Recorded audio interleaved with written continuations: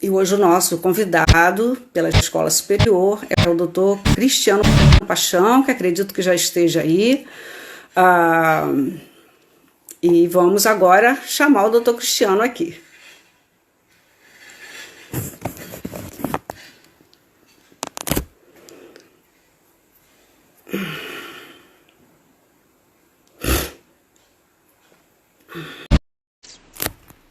Inspirado ao contrário. Estou à disposição de vocês, viu, O universo naquele dia estava muito tenso, então acho que as energias não estavam colaborando. Mas é isso. Pois é, então. Bom, o doutor Cristiano, eu acho que ele é uma referência, todos conhecem, ele é subprocurador do trabalho, ele é professor, colega, ensina a história do direito, direito constitucional. Exatamente. Essas duas Direito coisas. constitucional, história do direito.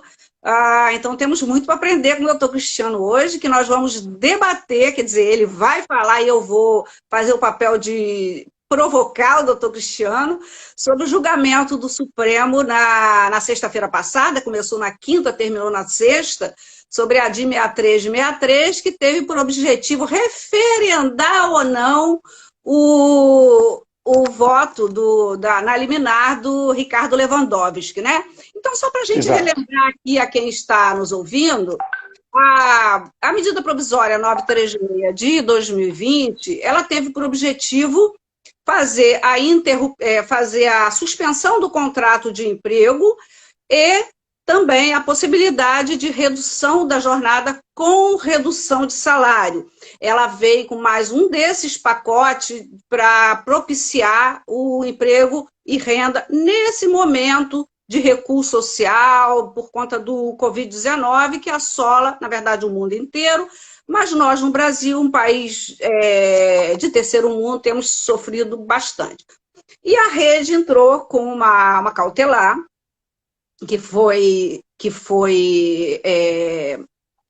caiu, né, nas mãos do Ricardo Lewandowski, que deu uma liminar a favor do seguinte fato. Vamos localizar. O artigo 11 dessa medida provisória, ele estabelece 3 faixas de salário para efeitos de agentes sociais para fazer a negociação. Me corrija se eu estiver errado. Né?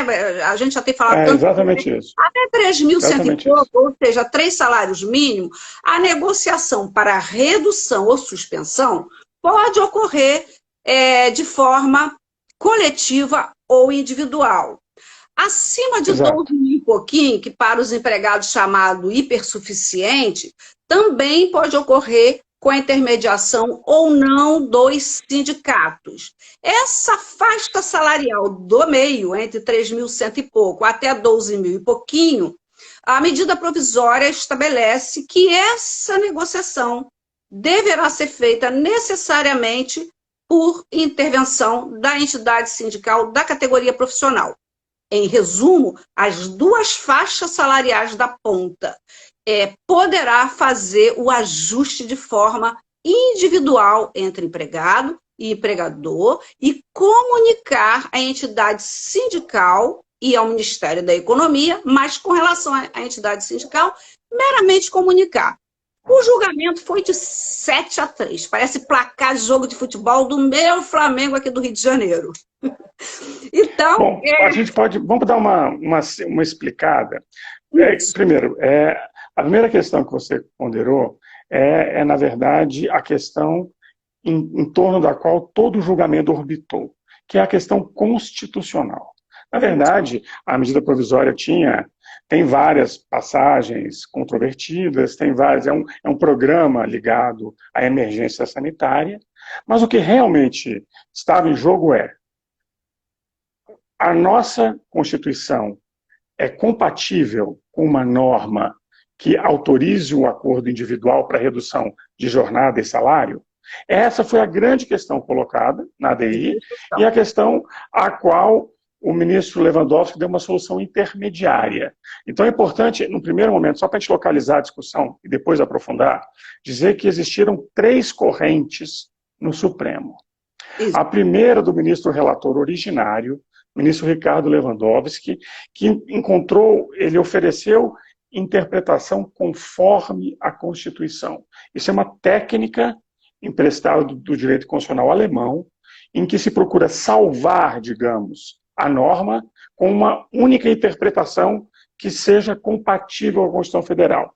Qual foi essa interpretação buscada pelo ministro relator? A validade da norma é válida com um acordo individual, mas em 10 dias há que haver uma comunicação ao sindicato profissional e que depois da comunicação há que existir a negociação coletiva, que é, digamos, a natureza da norma constitucional. Aí nós temos dois ministros, ministro Edson Fachin, ministra Rosa Weber, que tem uma outra interpretação. Dizem o seguinte, essa norma é inconstitucional, ou seja, não há interpretação conforme. Não existe possibilidade de uma norma de direito ordinário, de direito infraconstitucional, negar a Constituição, ou seja, permitir negociação individual, onde a Constituição determina negociação coletiva. Nesse sentido, é muito clara a posição dos dois. É uma posição que atende mais ao pedido da Rede de Sustentabilidade, que é autora da ação, e dos vários amici curiae, entre elas a ABRAT, a ANPT, a ANA Matra, o SINAIT, que estavam participando também como amicus curiae no julgamento da ADI e sustentaram suas razões oralmente no dia do julgamento. O problema, inclusive, então estamos com essas duas.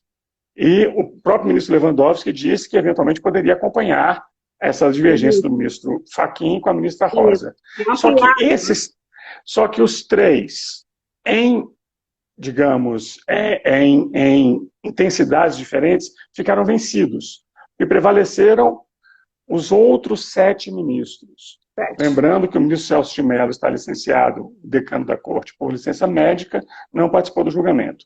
Os outros 7 ministros, ou seja, Alexandre de Moraes, Luiz Roberto Barroso, Luiz Fux, Gilmar Mendes, Marco Aurélio, Carmen Lúcia e Dias Toffoli, decidiram que a norma é constitucional. Decidiram que, pela circunstância da emergência sanitária, pela circunstância da pandemia de Covid-19, era justificável que o legislador ordinário da medida provisória pudesse fazer essa, digamos, essa exceção à regra constitucional. Aí há muitas divergências entre mesmo os ministros dessa tese vencedora.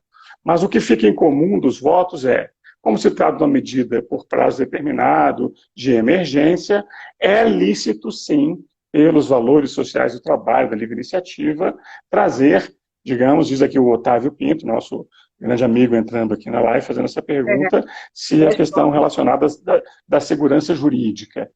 O entendimento deles é que, pelo direito constitucional de crise, isso que ele diz aqui, o ministro Gilmar Mendes publicou um artigo na semana passada, isso seria possível. Então, isso situa a questão. Aí acho que você talvez queira saber qual a minha opinião a respeito disso, que a gente pode debater. Exatamente, eu ia dar esse panorama desses... Porque nós tivemos exatamente três correntes, né? Digamos assim, ou 3 posições distintas. E a pergunta que eu vou te fazer é que me chamou muito a atenção. Claro, eu quero saber a sua opinião sobre as três tomadas aí, mas me chamou muito a atenção, e isso me causa muita espécie, pelo que pode vir de precedente, é que o ministro Barroso, e os demais também seguiram mais ou menos essa linha, disseram o seguinte: a interpretação da Constituição não pode ficar indiferente ao momento atual de crise. Isso me pareceu muito preocupante, porque significa dizer que é uma norma aberta, essa interpretação. Bom, posso agora, então, dar a minha opinião a respeito do julgamento. A minha opinião é que o Supremo foi muito longe no chamado direito constitucional das crises, no chamado direito constitucional das emergências. Esse é um tema clássico do direito constitucional. O tema da exceção, o tema dos momentos de emergência é um tema clássico que existe desde que o direito constitucional existe como campo da experiência, como campo do conhecimento. Toda Constituição tem algum tipo de dispositivo que diz respeito à suspensão parcial da própria Constituição em situações de emergência, de perigo, de grave risco. No caso brasileiro, nós temos o estado de defesa e o estado de sítio previstos na Constituição e temos também o estado de calamidade pública, que é previsto na legislação ordinária e que foi declarado no caso da pandemia de Covid-19. O que eu compreendo desse julgamento é que o Supremo foi muito pouco cuidadoso com o texto constitucional. A Constituição, ela é um limite, ela é uma barreira, ela é um parâmetro para todos. E o que eu gostaria de frisar é que esses, digamos, mecanismos de exceção não são mecanismos contra a Constituição, são mecanismos de defesa da Constituição. Ou seja, numa situação de risco, de ameaça, de perigo, de catástrofe natural, ou de conflito externo, ou de uma emergência biológica, como o caso da Covid, se há um risco para a sociedade e há um risco para a Constituição, o que a própria Constituição prevê? Mecanismos de defesa, de defender a sociedade e de defender a Constituição. Então, nenhum de nós vai negar que o direito constitucional precisa se preparar para determinadas emergências. Nenhum de nós vai negar que muitas vezes a realidade exige algo da norma. Só que existe um limite para tudo. E esse limite, a meu ver, foi ultrapassado, superado, ignorado pelo Supremo Tribunal Federal. Esse órgão que deveria garantir a vigência da Constituição deu uma interpretação por demais flexível à Constituição. Inclusive utilizando categorias que, a meu ver, não se aplicam muito ao caso. Categorias como proporcionalidade, como ponderação. Isso não estava em jogo. O Constituinte foi muito claro no seu artigo 7º, quando ele associou como condição para a redução de salário e jornada a negociação coletiva. O Constituinte não abriu nenhuma exceção para isso. Nós não estamos sequer em estado de defesa ou estado de sítio.